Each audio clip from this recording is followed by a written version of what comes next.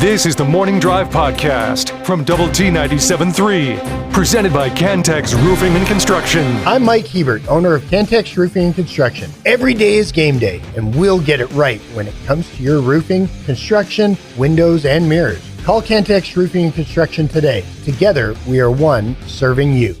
So this matchup, Jamie, between number 16 Utah and number 17 Texas Tech, it's the first time that you've been ranked and your opponent has been ranked since 2013. Okay. Wow, that seems like a long time. Yeah. And that was... it's probably more your fault than the opponent's. Yeah. Right? Mm-hmm. Unfortunately. Texas Tech was ranked number 15, and Oklahoma State was ranked number 12 the last time. That was November 2nd of 2013. It's Coach Kingsbury's first year. He lost 52-34. The previous week, Tech had been ranked number 10, playing at number 12 Oklahoma, and lost that game 38-30. A little controversy in a couple of plays in that game, and you gave up a late touchdown there and unable to respond. You have been good under Joey McGuire. The last 2 years, you've won road games against ranked teams. Mm-hmm. Last year, winning over number 10 Iowa State in Ames, 23-22, and the previous year in 2023, winning at number 16 Kansas, 16-13. So, I know that there's been road woes, under him, and some, games where you feel like, okay, at Wyoming or Washington State, we're like, oh man, can we win on the road? Well, I think have you solved that? Do you think? Yeah, I think so. I think so. Yeah. I think you would say that you've been pretty successful. I mean, you haven't won every one, but you've been pretty successful on the road over the last couple of seasons. So I feel like that narrative's gone away. Yeah, which is good. I mean, you don't need narratives like that. So I like that word, narrative. Well, you need to win. Sure. Right. Yeah, and when you win, those bad narratives go away. Yeah. Yeah. Are you concerned about their quarterback? Is he your biggest concern for them offensively?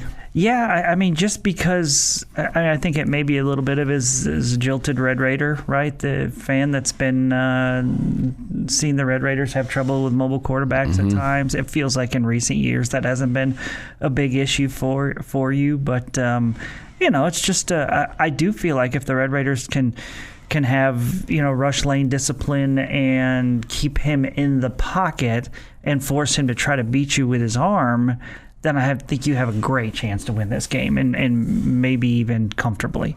But if he gets outside the pocket and starts extending plays and not just running, but being able to extend a play and then throw on the run, then I think you're in a little bit of trouble. So this is where your great defensive line and your two great rush ends, we want them to get after him, but at the same time, they've got to make sure they're not, giving up the middle. Overrunning him too. Yeah. And so, those guys in the middle are huge in this situation too, and the Holmes and Hunter and Gil Howard and all those guys factor into this because you just want to create that pocket where he can't escape out of it. Force him to be a thrower and don't let him hurt you with his legs. I mean, again, last year at New Mexico, 12 touchdowns, 12 interceptions.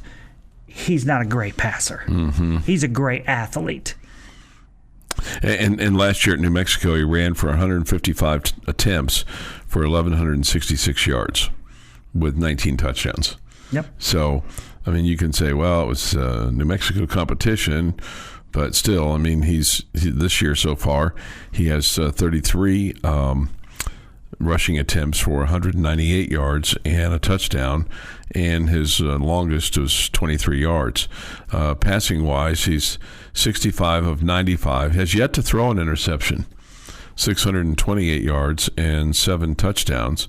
His longest pass completion has been for 52 yards, so he's averaging about 209 yards a ball game. So not the biggest threat, but you'd like to see that interception number change on Saturday.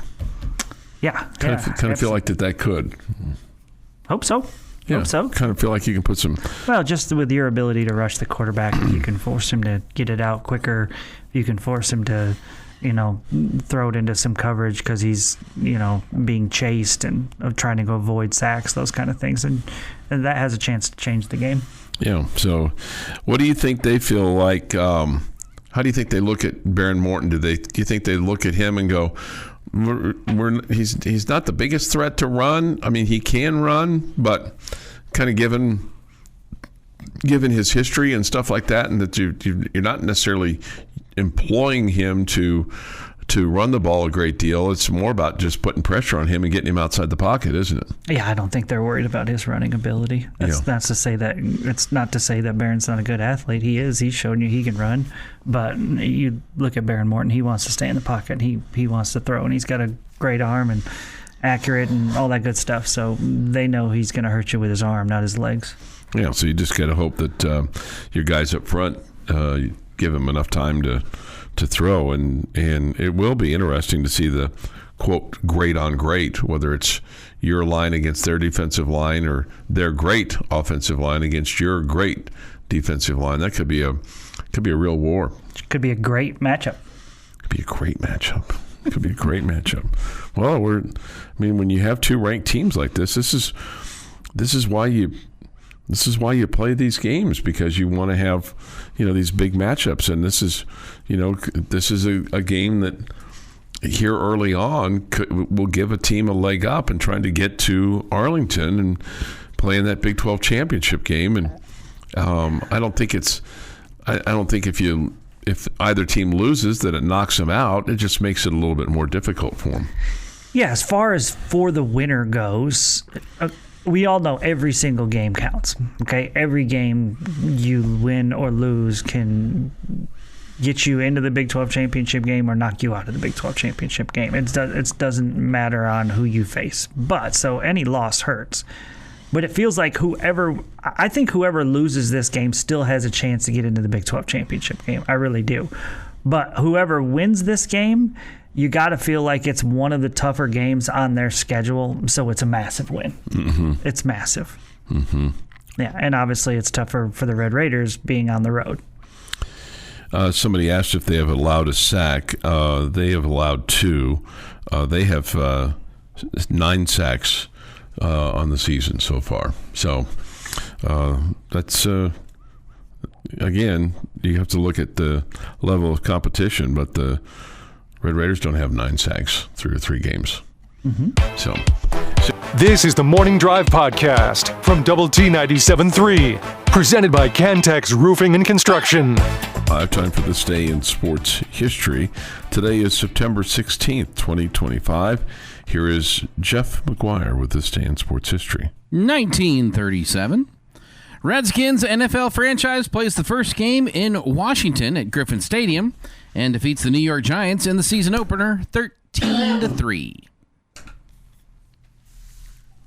1960, Milwaukee Braves future baseball Hall of Famer pitcher Warren Spahn no-hits the Philadelphia Phillies 4-0 at County Stadium.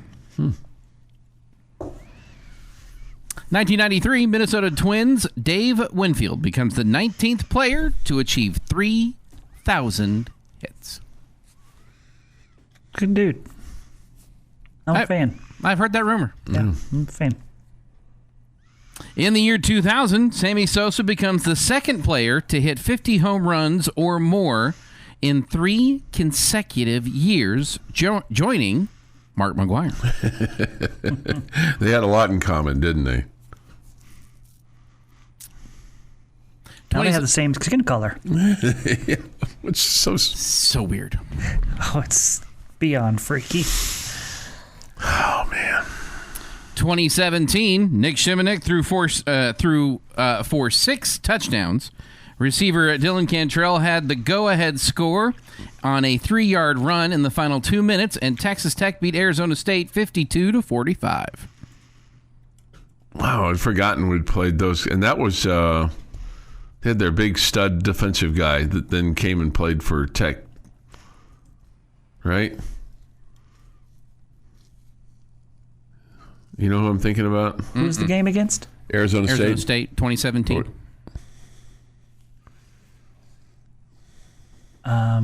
The linebacker, Jeff's favorite linebacker, came from Arizona. Oh, Arizona. Okay. So I had the wrong school there. The guy who killed the Baylor quarterback. What was his name with all the hair? Colin Schooler. Yes. Yeah, Colin Schooler. Yeah. He played for Arizona, not Arizona. Not Arizona State. Okay. A year later, in 2018, former Red Raider Patrick Mahomes sets an NFL record of 10 touchdowns in his first 2 weeks of a season, torching the Pittsburgh Steelers secondary with 6 touchdown passes, leading the Chiefs to a 42-37 victory on the road. It is National Cinnamon Raisin Bread Day. Huge fan. Big fan. And National Guacamole Day.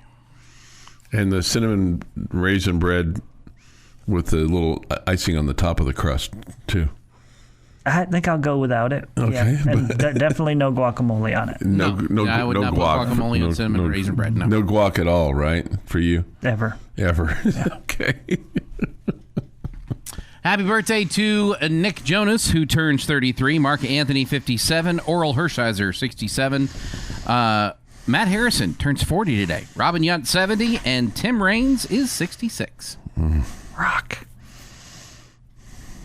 And on this day in 1620, the Mayflower sails from Plymouth, England, bound for the Americas with 102 passengers. The ship was headed for Virginia, where the colonists, half religious dissenters and half entrepreneurs, had been authorized to settle by the British Crown. However, stormy weather and navigational errors forced the Mayflower off course, and on November 21st, the Pilgrims reached Massachusetts, where they founded the first permanent European settlement in New England in late December.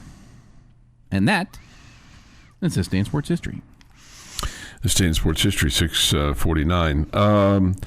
Didn't go so well for Brian Kelly in his post-game press conference the other night, and he has now, quote, apologized via text with the reporter. Apparently, after the number 3 Tigers scored just 1 touchdown in the game, I don't know how early into the press conference this was, but one of the young scribes, and I say maybe it was an old scribe, wanted to ask Coach Kelly about the offensive struggles. He says, "Stop. Really? Is that the first question?" Oh, I guess it was the first question. Okay. "We won the game 20-10. Try another question. What do you want me to tell you? I just laid it out for you. We played the game to win the game." So then he attempted to ask Kelly about the Tigers' shortcomings on third down. They went 4 for 14. That's a legitimate question, right? And Kelly says, "You're looking at this from the wrong perspective. LSU won the football game. Won the game. I don't know what you want from me. What do you want? You want us to win 70-0 against Florida to keep you happy? Those are ridiculous questions, and I'm getting tired of it. The football team just worked their tail off to get an SEC win, and you want to know what's wrong. You know what? You're spoiled. You're spoiled." Wow. That's just terrible. I'm all over the place on this one. If that was the first question after you win an SEC football game against a real team that was ranked 2 weeks ago, I'm annoyed too. Okay. Okay, if the first question you ask is negative after you just won a game, I mean, have some sense. Okay? Have some absolute sense. I got that, but I mean... Okay, now, he got a little bit deep there. Yeah, he did. Going into it, what do you want us to win? 77-0, you're spoiled, blah, blah, blah. Probably a little bit over the top. It sounds to me like there's history between the two.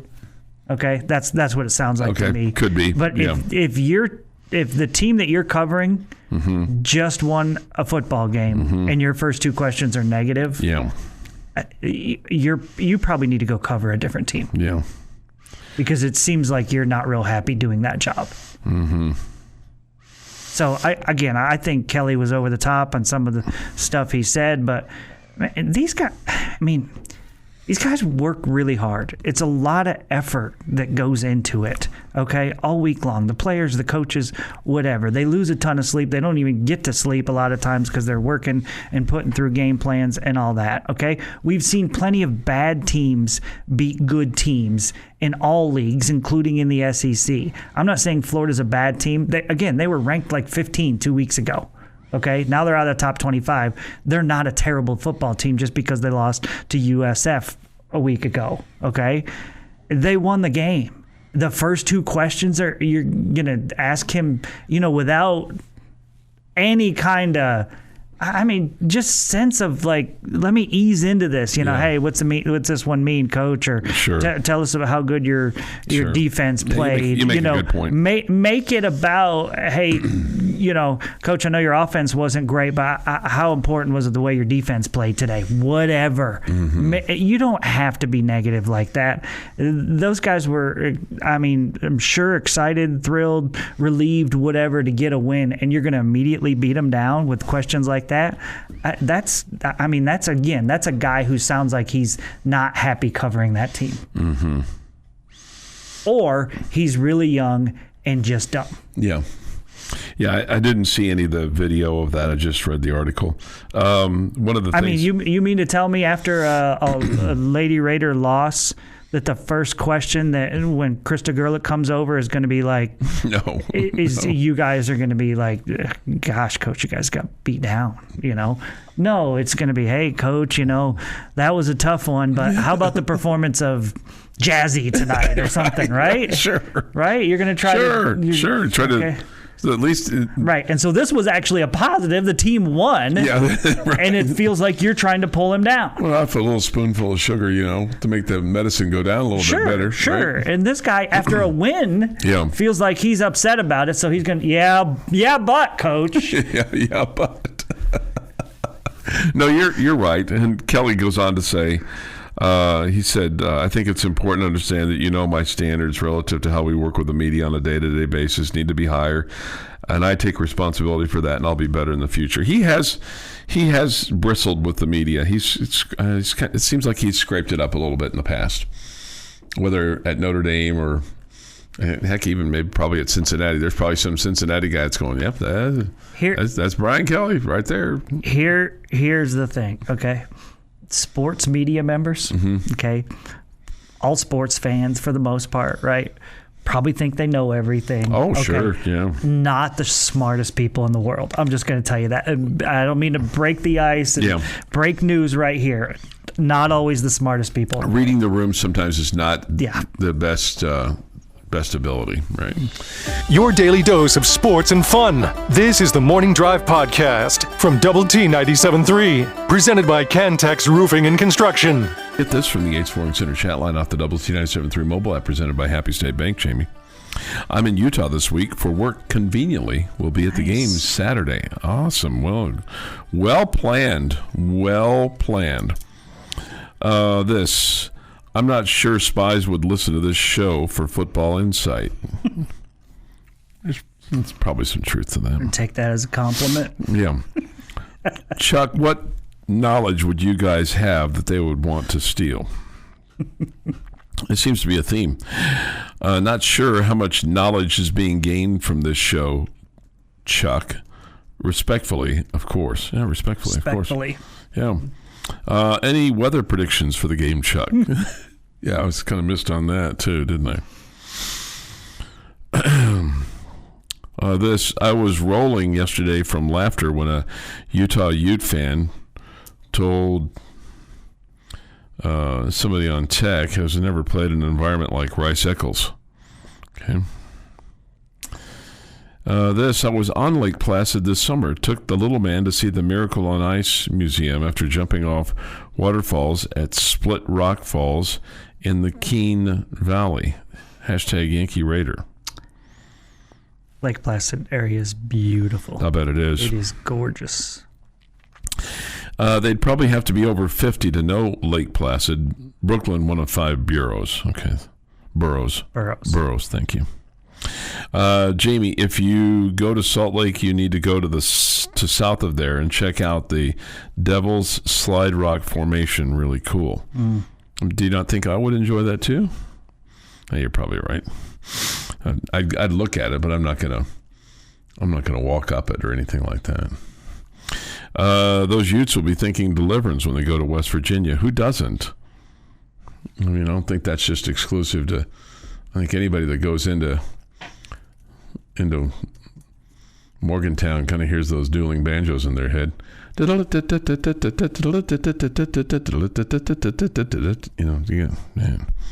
Of course you do. Was that a West Virginia thing? Wasn't that more of an Arkansas thing? I think it was in West Virginia. Was it? I think. I've never been there and heard the banjos, Chuck. I've been there a lot. Never heard the banjos. It's a big old city and all that.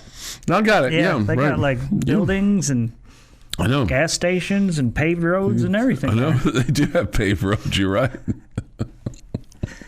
I mean, somehow your vision of West Virginia, of Morgantown, is so different than mine. Yeah. Not really sure why. I don't know. Maybe we see different parts.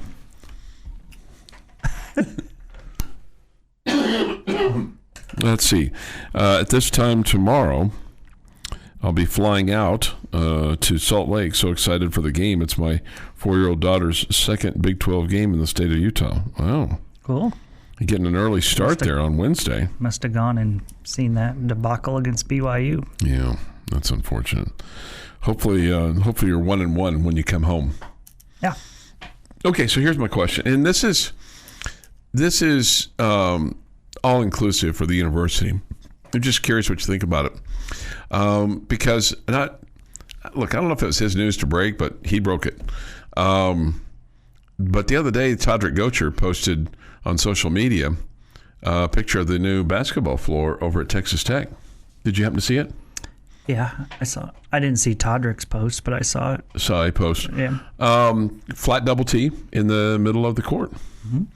What do you have an opinion on that one way or the other? A strong opinion on that one way or the other? The flat versus the beveled double T.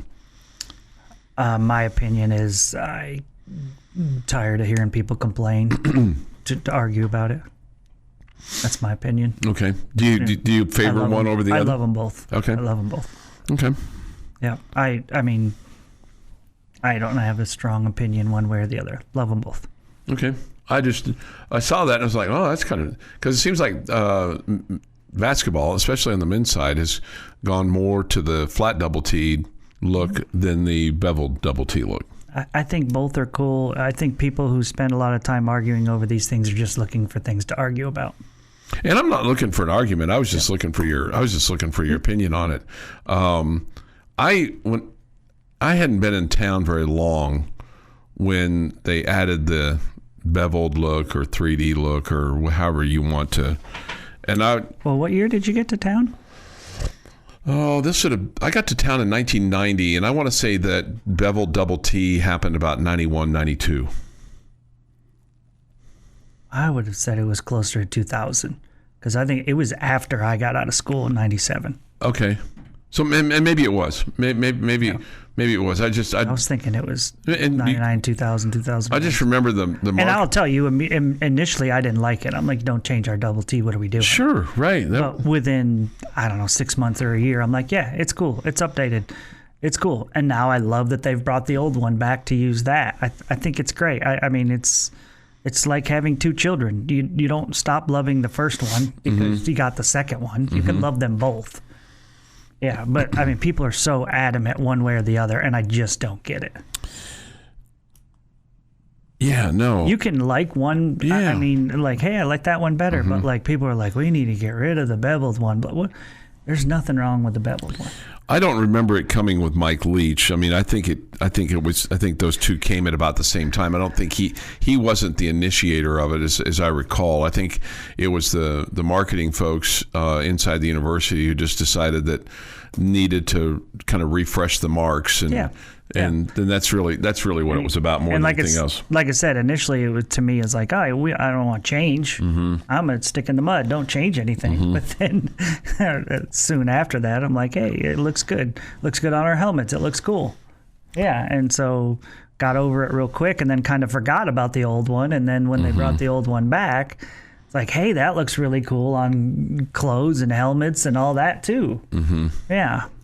And I like the T with the horse next to it, all that. I mean, I liked it when Bob Knight put a basketball behind it. I mean, right. I mean, if it's got a double T and it's representing Texas Tech, I'm not going to have a strong opinion against it.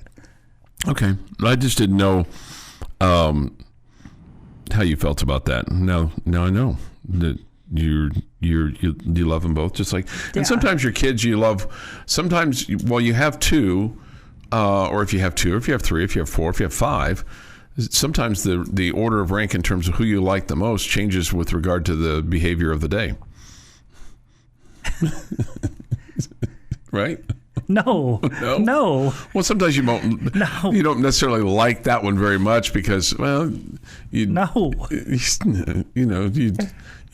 didn't really behave well, so I don't really like you very much. There are certain days where one is more of a pain than the other. Right. But you don't love them any more. I said like. I didn't mean love, but like. What's the difference? I mean, there's no ordering of your children. There's no. I mean, one may be super successful, one may be struggling to get by. It doesn't change your emotions for your blood. It doesn't. I mean, they're your children. Sure, no, I get that. I understand that, but I mean, some days I think people. I mean, if you're speaking about co-hosts, yes. Day to day, it changes. Oh no, I'm fully aware. I know where I rank. I know where I rank on that. I don't rank very high on that. Children don't flip flop. I don't even know that I flip flop. Let's see.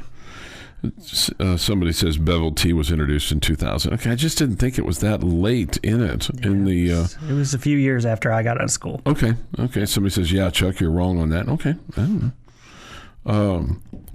I've got one son, and sometimes I still like my other kids more. Okay, that's from Marquise. Okay, I'm not sure what you meant by that, Marquise, but I get it. At any rate, just didn't know if anybody had an opinion on that one way or the other. So. I think a lot of people do. Mm-hmm. Yeah, you just asked a guy who doesn't. I love them both. Okay, that's fair. The Morning Drive podcast from Double T 97.3 is presented by Cantex Roofing and Construction. Jamie's question of the day on Double T 97.3 is brought to you by Connecticut of West Texas.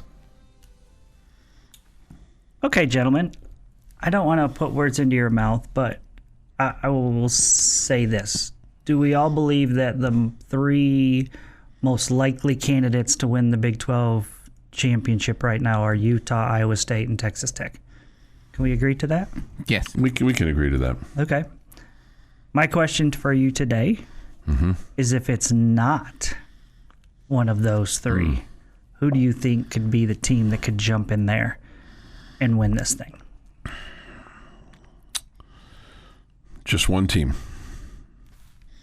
Right? Yep, I'm only giving you one. Just giving us one.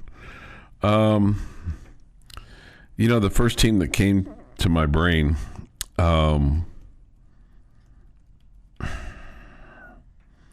was Baylor, but I think I feel like that we're dismissing BYU, but I'm going to stick with Baylor because that's the first team that came to my mind. I think they're explosive enough. I think they've got a defense that can help them in Big 12 play, and I don't know. I feel like that they're going to be a contender. Okay. Yeah, I'm going to go BYU. They're a really interesting team to me. We just, I feel like we don't know anything about them, but they've been impressive. They're kind of like us. Been impressive, we just don't know what we know about them. Okay. My team is Baylor. I'll slightly disagree with Chuck and say, because you said you thought their defense was good, and I think their defense bad. Okay. They've given up a lot of points so far, but their offense is legit. Okay. Sawyer Robertson is playing great. He's the real deal. He's playing great. And that feels like a team that, man, if their offense is rolling, they can beat anybody. And it's just a matter of, will they have one of those days where their offense is just okay and they get beat because their defense is bad and they lose a 37-34 game because the offense was just okay. One of those days when they needed to score mid-40s like they have been. I think they're going to lead the conference in scoring. I just don't know that they're the most complete team. But that's the team that I think, if they got hot, could surprise everyone and win this thing. Now, at the beginning of the year, I wouldn't say it was a surprise, right? I think a lot of people, had them. If you look at our staff predictions, like 80% of the people picked Baylor to be in the conference championship game against the Red Raiders. But after they lose that first game of the season and they look so bad defensively, kind of gave up on them. But then, they get a good win at SMU somehow. Kind of felt like they were down in that game the whole day, and they found a way to get a win, and now it's kind of kickstarted their offense. They were really good again this weekend offensively. So that's the team that I think has the chance. If they can get the defense just to be, sounds like we're talking about Texas Tech in the old days, right? You could just get the defense to be just okay. Yeah. Their offense is good enough to win a lot of games. That's the thing, though. In the Big 12, that doesn't win you the Big 12. Yeah. You've got to have a defense that at least is average, and the Baylor defense isn't average. No, not right now. It's not. And you could score 60 points a game. We've seen it, and lose 61-60. Yeah. Because if your defense can't stop stop anything, then you're just going to lose the game. Yeah. So here's the thing for BYU is that they could get on a pretty good little roll here to begin the things in the Big 12. They play at Eastern Carolina this week, so they'll finish up their non-con. Then they go to Colorado. Then they have West Virginia. Then they go to Arizona. So they could be 3-0 in the Big 12 pretty quick. Yeah, they should be a 6-0 team. Yeah. And then they play host to Utah in the Holy War, which I think that's. And then it gets and then they have a stretch where so as good as it could be, then it could crash right away for them because they play at home against Utah, at Iowa State, and then come here to Texas Tech. Wow, that's the toughest stretch of any team in the conference this year. Right? How about that? Yeah, they play those three back to back to back. And then TCU. So, I mean, man, that could be we're going to find out about them pretty, in the middle of the season. So yeah. That's kind of what they have to look at. And then, with regard to Baylor, let's see what their schedule looks like here. Baylor this week takes on Arizona State. Then they play at Oklahoma State. Then they play Kansas State, at TCU, at Cincinnati versus UCF. They could get on a roll too. Yeah, this Baylor-Arizona State game this weekend, I think it's super fun. I think it should be an entertaining game, and obviously it's going to tell us so much, right? Mm-hmm. And that's in Waco? Yeah, it's in Waco. Yeah, that's a night game. It's a 6:30 game. So you've got Arizona State at Oklahoma State versus K-State, at TCU, at Cincinnati versus UCF before they play Utah on the 15th, and then they go to Arizona and then play at home against Houston. I mean, heck, they could be 8-1 pretty easily in the Big 12. So if Arizona State wins against Baylor this weekend, if that happens, I mean, I'll definitely change my opinion of Arizona State. I think they're a step back from last year. They don't look nearly as good. Scatteraboo was obviously important to them, but they just don't look, on either side of the ball as good as they were last year. So, but that would change things. If they win at Baylor, I would definitely feel like, okay, maybe they're figuring some things out. Mm-hmm. That would be a huge win. Yeah. So, and as far as Arizona State, after they play at Baylor, they host TCU, go to Utah, host Texas Tech, host Houston, go to Iowa State. That's a tough. I mean, there's some toughies in there too. Obviously, when you're talking about hosting TCU, playing at Utah, and then hosting Texas Tech, that's a tough little 3-game stretch as well. Do you like this unbalanced schedule, or would you rather there be divisions? Well, it's always going to be unbalanced, even if you had divisions, right? Mm-hmm. Absolutely. Not everybody's going to play the same exact team. Yeah. Teams. So, yeah. I think I like the unbalanced versus the divisions because it seems like one's always tougher than the other. That's what it feels like. At least that's how it felt like in the old Big 12. But again, they can't be the exact same. Not everybody. Yeah. Somebody says this: you guys are sleeping on TCU. Yeah, I think that may be true. Mm-hmm. I just don't know. The Morning Drive podcast from Double T 97.3 is presented by Cantex Roofing and Construction. With Jamie Lent and Jeff McGuire, I'm Chuck Heinz.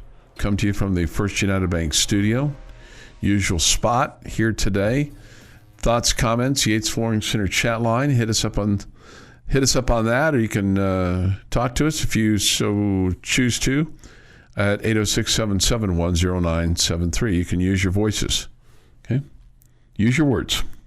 Right? Use your words. Yes, you can do that. You can use your words.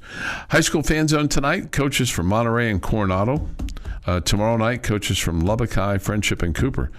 Big old match Friday night between the Lubbock Cooper Pirates and the Friendship Tigers. Cross-town rivals. That'll be good, right? I hope so. This will be at the Pirates' place. I think going in, you got to... at Friendship. This will be at Friendship. Going in, you got to feel like Cooper's probably playing a little bit better than Friendship is, but it feels like there's been 2 or 3 times we've felt that, and somehow Friendship found a way to win. Yeah, Friendship's coming off of putting 61 up on Legacy, Wichita Falls. Yeah, they're not very good. Okay. Mm-hmm. And coming off of that, they had lost at Memorial in Wichita Falls by a point, 27-26. So, Lubbock Cooper, they beat Tascosa 20-14. Yeah, that's a good win. Yeah. But the week before, they beat Coronado. Well, hell, everybody's beating Coronado right now. 49-14. Wow, that's hateful. It's just the truth. It's just the truth. Not everybody, just the teams they're playing. The 3 teams that they've played so far, they've waxed them. Yeah. And Cooper lost at home to Lovejoy, 35-31. So I think it's going to be a really good football game. Hope so. It always seems to be really entertaining and really close. And, great atmosphere, no matter which place it's at. So hopefully that's the case. Yeah. Coronado's lost 3 straight. They lost to Wiley this past week, 70-14, so they're 0-3. And by the way, they do practice at 6 o'clock in the morning. That's their normal workout time. I thought maybe after the Cooper loss that working out at 6 was not necessarily punishment, just maybe a little extra work. But then I talked to Coach Roy the other day, and he told me that he goes, we work out at 6. I said, well, I see your lights on my way to work. Yeah. I said, somebody's working. And back to Friendship and Cooper, if you are going to the game out at Friendship on Friday, I'd go ahead and get in line this afternoon on the way out there on 82nd Street. Really? It's just, okay. When you go to that game, it backs up from Friendship High School to about Milwaukee. Yeah, because there's one way in and one way out, pretty much, right? No, there's other ways in. But if you're on 82nd Street, it's pretty backed up. Oh man, that's the main way to get there. That's frustrating too when you're trying to get to the ball game. Of course, I guess, sorry about you, get there early, right? That's right, get there early. You don't have that problem. Hey, don't leave for the ball game at 6:45. It's not and try to get there. It's to be there for the 7 o'clock kick. Do they allow you to put your blankets out now to save your spot? I don't think so. Okay, this would be too early. I think that would be too early. Too early to do that. Yeah. So, but they do that, right? I have no idea. Okay. I have no idea. Put your seat up there, your blankets, or something along those lines. They have for the home side. There's reserved seating, so you don't have to worry about that. Oh, okay. There you go. No. You just get your own. I wouldn't guess that's that way on the visitor side, but yeah. Okay. 8:06 this morning here on the morning drive. We get this communique. Dear Chuck, how are you? I am fine. I feel like Tech is cheating on us by not using the real Double T permanently. It's the Double T that we know and love. The 3D Double T looks like a bad design from a low-budget Midwest design firm. Oh, okay. Thank you for the Utah hiking talk that you give us. Gordo. P.S. Please tell Jeff McGuire that Gordo says hello. Gordo says hello. Hi, Gordo. You need to send him a birthday card or a cake or something because, man, he is a big fan. He's a big fan of everybody up here.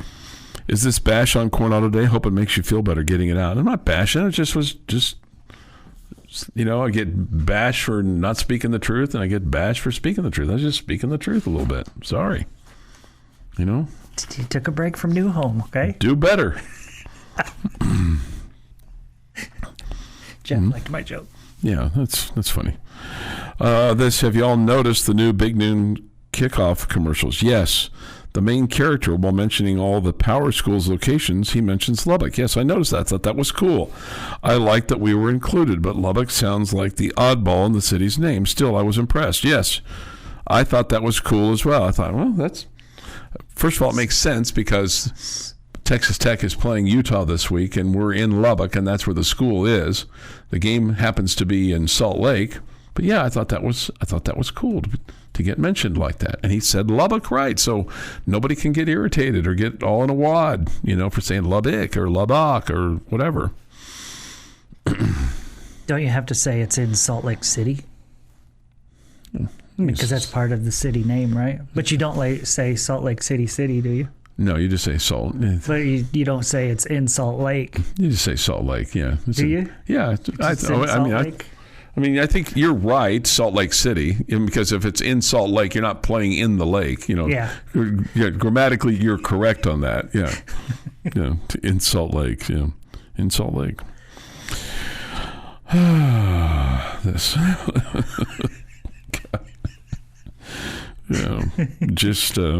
I just never had heard anybody say Salt Lake before. Yeah, Salt Lake. Yeah, it's in Salt Lake. It's in Salt Lake. We're going to Salt Lake, Going to Lubbock, Yeah, but nobody says Lubbock City. Yeah, nobody says Lubbock City. No, you're right. Yeah, you're right. Right. No, Salt Lake. I think that's one of those. It's like, do they say New York? Do you always have to say New York City when you're going to New York? People just say New York for the most part. Yeah, that's fair enough. They people just say New York. And they might be going to Lake Placid. But everybody just assumes you're going to the concrete jungle. Yonkers, or going up to the state capitol. Albany. This has been the Morning Drive Podcast, presented by Cantex Roofing and Construction. Check out our library of Double T 97.3 podcasts at doublet97.3.com.